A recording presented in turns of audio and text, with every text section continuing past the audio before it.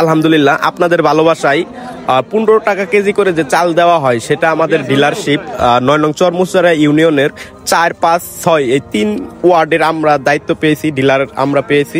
তো অনেক ঝড়-ঝাপটার পরে আলহামদুলিল্লাহ অবশেষে সফল হয়েছে।